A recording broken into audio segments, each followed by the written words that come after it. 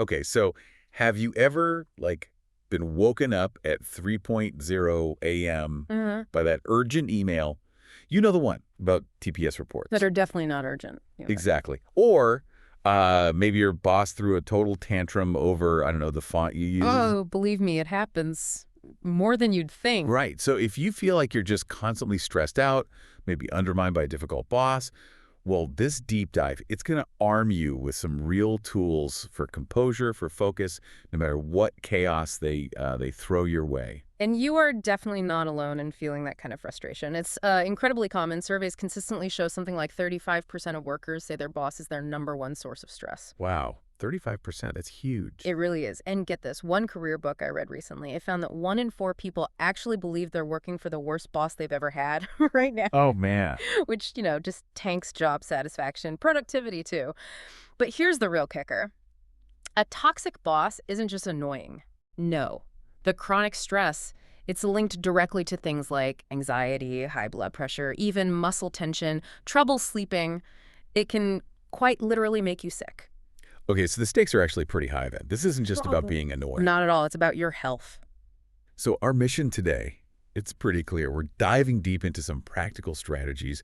We're going to channel some ancient Stoic wisdom, but blend it with a bit of modern psychology. Yeah. All to help you stay, unflaccable. Yeah. We want you to be the calm in the storm, even when, well, things are blowing up around the corner office. And the core idea from Stoicism here is actually quite simple, but really powerful. It's about focusing intensely on what you can control. Okay, like what? Like your own actions, your choices, your mindset, and crucially, not letting yourself get dragged into emotional reactions by things you can't control. Which is usually the boss's behavior. Almost always, yeah. And look, this isn't about letting them win or saying what they do is okay. It's pure self-preservation. You're protecting your mental health, your physical health, making sure their antics don't just corrode your inner peace. So the goal is to be like the eye of the hurricane. Exactly. That pocket of peace, even when the storm's swirling all around you. That idea of control, it sounds great, really liberating,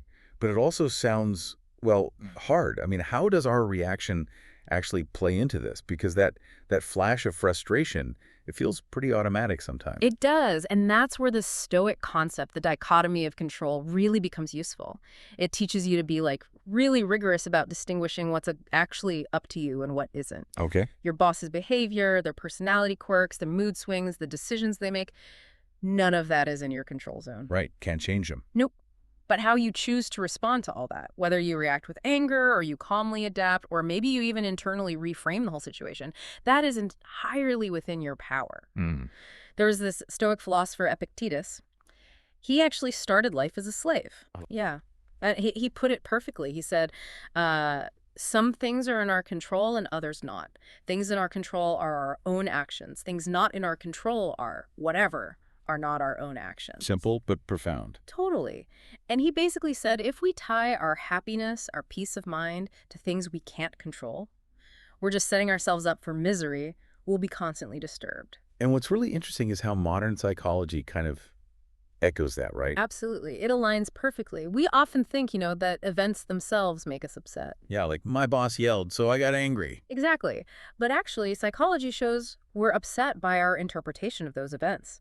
Your boss can't make you angry or stressed. Only you can do that by choosing to buy into their actions, to internalize it, and kind of agree to feel that way. Okay, that's a huge shift. It's not about liking their bad behavior, Not at all. but about not adding your own fuel to the fire, a fire that just burns you in the end. Precisely. You learn to almost observe your boss's behavior, like a passing cloud. You notice it, but you let it drift by without letting it engulf your whole day or week. That sounds incredibly freeing, but how do we actually do that when the cloud is, raining urgent demands right on our head? Ah, yes, the practical bit. That's where our, let's call it, Stoic survival toolbox comes in, packed with concrete strategies. Okay, toolbox time. Let's hear strategy 1. Strategy 1, accept what you can't control and ace what you can.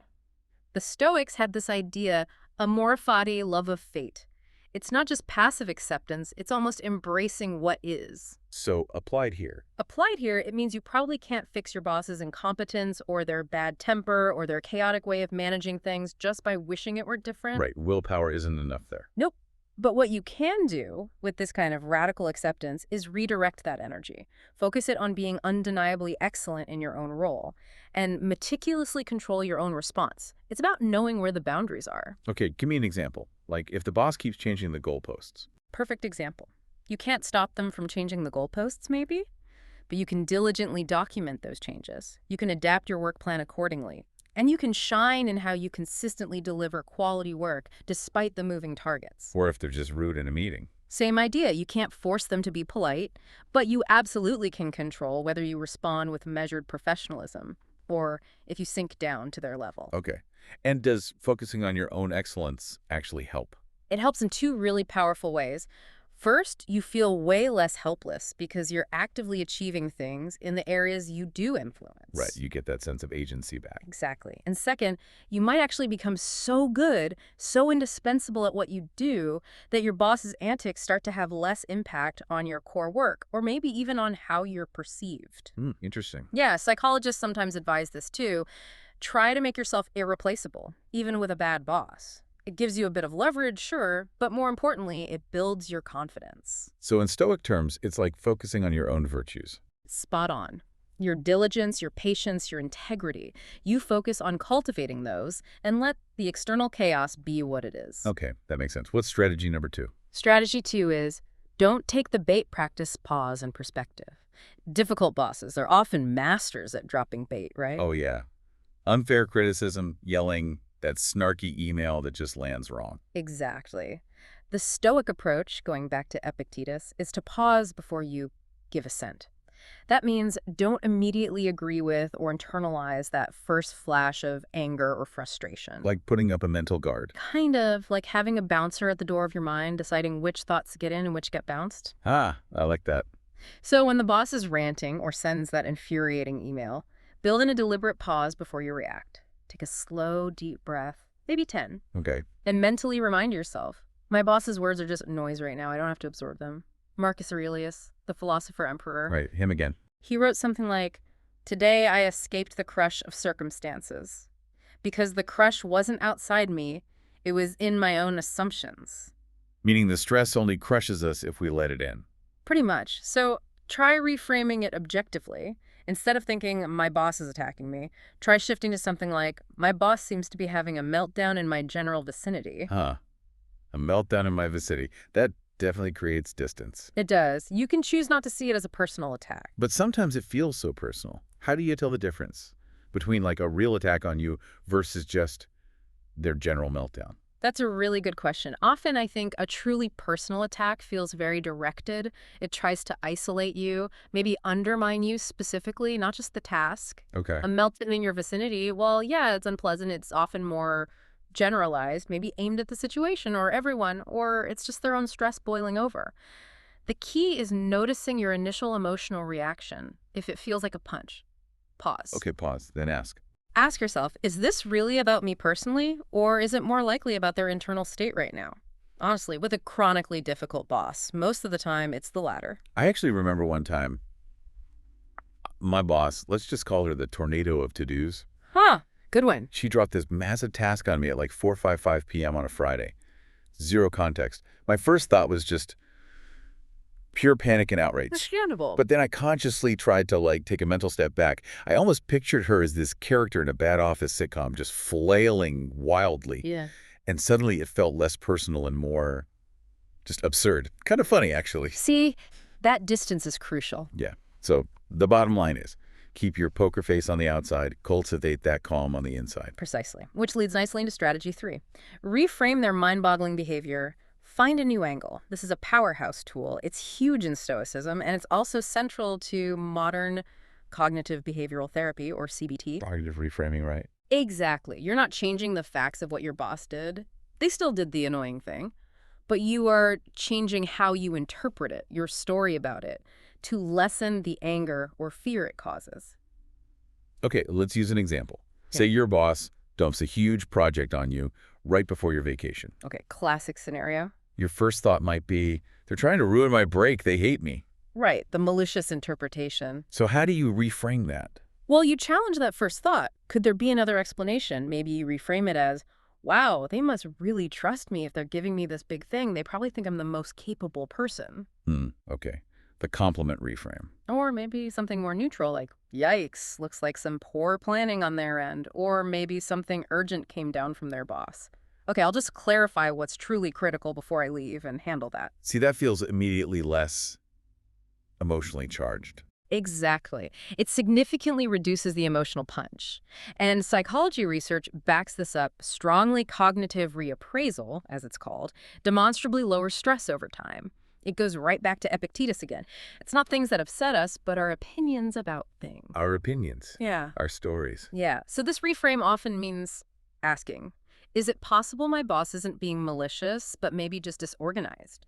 Or overwhelmed, or under insane pressure from their higher-ups? Trying to see it from their perspective, even if it's hard. It can be very hard, but Marcus Aurelius often reminded himself that people who misbehave, they often literally cannot tell good from evil. Like, they lack understanding. Realizing that can sometimes soften your resentment, turns anger into maybe pity or at least a bit more understanding. Doesn't excuse the behavior, though. Absolutely not. This isn't about excusing them. It's a practical tip for you. The next time your boss does something infuriating, challenge yourself. Find at least one alternative, less personal explanation. Like, boss criticizes my work harshly. Maybe she's just panicking about her own targets. Could be. Or boss micromanages every detail. Maybe he's just deeply insecure and does it to everyone. It's not personal. You do this purely for your own peace of mind. Okay, I can see how that would help lower the temperature internally. What's next? Strategy 4. Strategy 4. Plan for chaos. Develop a morning Stoic prep routine. This is all about the Stoic practice of premeditatio malorum, premeditation of adversity. Sounds ominous. A little, maybe. But it just means anticipating that things might go wrong so you're not completely blindsided and thrown off balance when they inevitably do. Like Marcus Aurelius getting ready for his day. Exactly. He famously wrote about preparing himself each morning for dealing with meddling, ungrateful, arrogant people he knew he'd encounter. So we could do a version of that for our workday. Absolutely. Before you even open your laptop, or maybe right before a meeting you know might be tricky, take just a minute. Imagine potential shenanigans. Think, okay, there's a decent chance my boss will ask for a last-minute, totally illogical change to this report. Or my boss might give contradictory instructions again today. You're not dwelling on it negativity. You're just acknowledging the possibility. Precisely. It's not pessimism, it's proactive mental readiness. When you've calmly visualized the possible chaos, if it happens, your reaction is more like, okay, I considered this might happen instead of what, how could they? It drastically reduces how rattled you get. Less shock factor. Way less. You could even have a little Stoic mantra ready. Something simple you tell yourself, like, okay, whatever happens today, I'll keep my dignity and my sense of humor. Expecting a bit of chaos helps you shift faster into problem-solving mode instead of meltdown mode. It's like carrying an umbrella, right? Yeah. You don't want it to rain, but if it does, you're prepared. Perfect analogy. Which brings us to strategy 5. Stick to your principles, calmly set boundaries. Because being Stoic doesn't mean you just become a doormat. Right, it's not about passive endurance. Not at all. Stoicism involves virtues like courage and justice. And sometimes that means speaking up for what's right or setting a limit. But the key is how you do it. Always with composure, without losing your temper. Seneca, another big Stoic thinker, talked about balancing patience with self-respect. So how do you set a boundary calmly? Use reason, use civility. If, say, your boss takes credit for your idea, you don't necessarily call them out publicly in a rage. Maybe you clarify your contribution privately, factually. Well, Or if they expect you to work every weekend without asking, you can calmly assert your need for rest. I need to take my scheduled day off this weekend to recharge so I can be fully productive for the team next week. focus on the issue, not the person. Exactly. Focus on the issue, keep it factual, keep it solution-oriented. I'm concerned about this timeline realistically, not you're being totally unfair. Makes sense. And what if the line they cross is more serious? Right. Like unethical stuff or harassment? Then asserting boundaries firmly, documenting everything, and potentially escalating to HR if it's severe. That is absolutely a Stoic response. It aligns with justice and courage. Okay. And sometimes, honestly, the most important boundary is recognizing when a job is just fundamentally toxic and crushing your well-being. Knowing when to leave. Yes. Choosing to exit a situation like that can be the wisest, most virtuous choice you make for your own health. That's a powerful boundary, too. That's a really important point. Yeah. Okay, we're nearing the end. What's the final strategy? The final one, number 6, is crucial. Take care of your own well-being. Find healthy outlets, including humor. Dealing with a difficult boss, it's not a quick fix, it's a marathon. Yeah, it takes endurance. Totally. So you have to stay mentally and physically fortified. Make sure you have healthy outlets for all that stress, regular exercise, hobbies you love, quality time with friends, family. Things that recharge you? Exactly. The Stoics themselves, they valued journaling. It's a great way to kind of vent emotions and get clarity. And you mentioned humor. Yes. Humor is surprisingly powerful here. Modern research consistently shows it reduces how stressed we feel, and it actually boosts positive emotions. So it's okay to laugh. Yeah. Internally, maybe. Absolutely. Give yourself permission to laugh appropriately, of course, at the sheer absurdity sometimes. Mentally nickname your boss Captain Chaos like you did, or the spreadsheet sorcerer. Imagine telling the story later to a friend who gets it. That mental shift, it changes you from being a frustrated participant to being an amused observer. Exactly. It strips the stress of some of its power. And alongside humor, all the basic self-care stuff, getting enough sleep, moving your body, maybe some mindfulness or breathing exercises, it all builds your emotional armor. Makes it more likely their behavior bounces off instead of getting under your skin. And we should probably celebrate the small wins too, right? Yeah. Like when we don't lose our cool. Definitely. Did you get through that awful meeting without rolling your eyes, even internally? Silent high five? Did you respond to that crazy request with calm clarification instead of freaking out? Mental fist bump. It's all progress. Okay, so let's try and wrap this all up. What's the big takeaway? The big takeaway is this. Your boss. They might not change. They might remain, well, let's just say mind-boggling in their behavior. Things that frustrate you, baffle you. Yeah, probably. But you absolutely can change your fundamental approach to them. By consciously using the Stoic strategies we talked about, reframing, anticipating the chaos, focusing meticulously on your own actions, using humor, you essentially become boss-proof. Boss-proof, I like that. You gain that inner balance, that sense of control over yourself. You become the leader of your own reactions, your own mood. Exactly. And you never know, maybe your calm example might even rub off a little on your coworkers and inspire them to stay a bit steadier too. That would be a bonus. And just remember those historical Stoics we mentioned, Marcus Aurelius dealing with plagues and wars, Seneca with the Emperor Nero, Epictetus starting as a slave. They faced way worse, arguably. True. Put things in perspective. Yet through this philosophy, they found genuine tranquility. Your difficult boss situation is probably less dire, but the exact same principles work. So you can't always change your boss, but you can change your boss-itude. Yes. Your attitude toward the bog, that's where you reclaim your power. Okay, so here's the challenge for everyone listening. The next time your boss is on a rampage, or sends that email, or makes that unreasonable demand, just try to take that mental step back. Deploy one of these tools, a deep breath, an internal chuckle at the absurdity, a conscious reminder to focus only on what you can do right now. Picture yourself maybe as that wise old philosopher just observing the chaos, feeling steady, feeling calm inside. They might reign over the office territory, but you, and only you, reign over your own mind. Well said. And if you remember that, really internalize it, no amount of workplace absurdity can truly steal your serenity or your sanity. That stoic calm. It really is your superpower. Use it well, and you might just find yourself thriving, even in spite of them.